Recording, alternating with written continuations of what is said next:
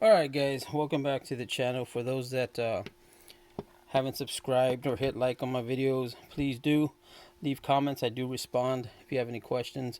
I'm going to go over today basically the basics of a car radio. I have been around for 53 years on this earth, and long story short, I was hooking up stereos back in the 80s, and we did it old school. We didn't have the switches that you got now, or the adapters that you have for these new car radios. So you had to go at it, as best as you could. So I've been getting some comments on some of my videos that I do on, man, I got this old car and I just bought it, and I can't figure out the wiring. Well, you know what? The hell with the wiring. Don't deal with it. I mean, if it's giving you trouble and it isn't doing what you wanted to do, the speakers aren't connected right, or positive, negative, and it's all, you can't figure it out. Well, you know what? Don't do it, man. What I do, I run a wire from the battery with the switch, of course, with a not a switch. What I'm talking about is a fuse that'll run. And this, by the way, the radio does have already a fuse on it, but you want one going from the battery to the inside of the car, because you don't want that wire to get hot and then get on fire. So anyways, you're going to have two wires. You're going to have this one. The yellow one's going to be your constant power, okay? And then you're going to have your red one, which is your memory. I just connect these two together, okay?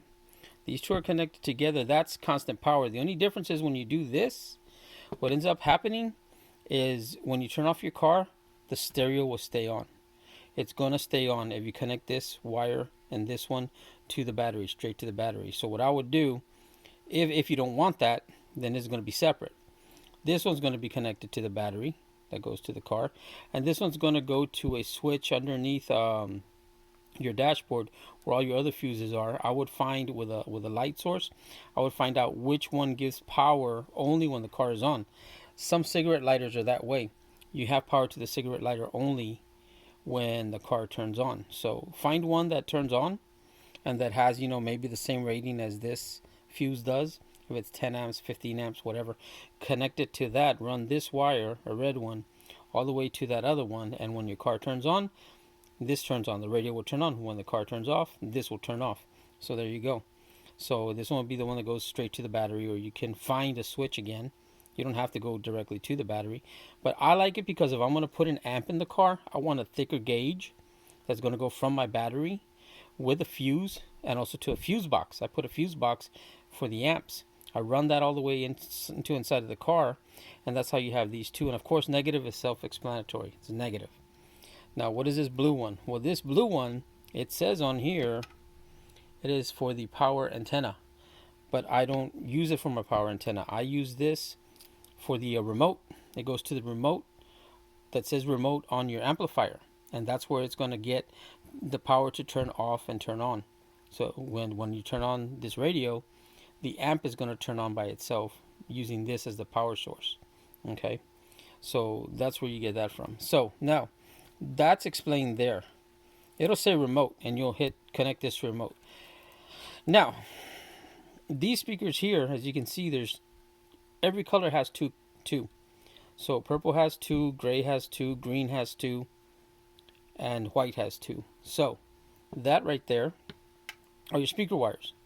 It's that simple. If you have four wires, this is what it goes to. This is going to give you power times, whatever it is. If it's, a 300 watt stereo, it's going to divide it into these channels. Now watch this. This here are your RCA jacks that go out to the amp. All right. So you have the front left, the front right, and rear right. So this will go to the back, this will go to the front. Now this is what I use it for. Like, this is a cheap radio.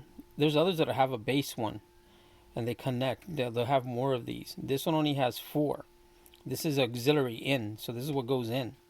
So if I got an iPod or something like that, and it came with a connection for it, it would go here, and I could play my iPod manually. That's for if it doesn't have wireless or anything like that.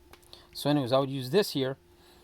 This will go to the rear out to my amp, and that amp is connected to my bass in the trunk per se. And then these here will be going out to a 4-channel amp. This is a 2-channel or a 1-channel, but this will be a 4-channel amp that's to run my front speakers and my rear speakers. And then I don't have to use this at all. As a matter of fact, I can even disconnect this, and I don't need it because I'm going to get my source sound from here, not even from here. Okay. Now some people will add more and more and more speakers. Don't get me wrong, you can still use these and then use the amp, and then on the amp connect the speakers. So you can have 4 speakers front and back, 2 in the front, 2 in the back.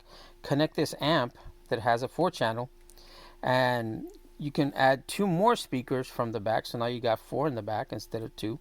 Connect it to here, and then connect 2 more to the front. The problem is you're going to have those speakers more powerful than these, because remember, the amp's going to probably give more power.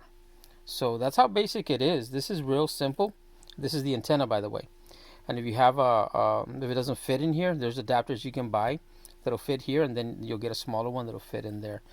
But that's how simple this is, guys. It's not that hard. Some of them get more cumbersome. Don't mind me if watch me while I have a drink. As a matter of fact, if you want to have a drink with me. Some are more cumbersome. Some are a little bit more difficult. You know, some aren't difficult. It just depends on the type of stereo you buy and what you want it to do. Some get real fancy with remotes and everything else, and you get what you pay for. Think of it that way. And like this one here, it was under 30 bucks. This is a Boss. Okay, it doesn't have detachable face, but it does have for that thing right there, and it even has for the micro SD. It does have a CD player. Does the job. And you can start with this. But anyways, if you have any questions or anything like that, let me know. And by the way, cheers. Let me know and ask me questions and I'll answer them. I've been installing stereos since the 80s, but keep it simple, stupid. You know, that's what we say in the Marine Corps anyways. So any questions, let me know, and please like and subscribe. Thanks a lot. Have a good one.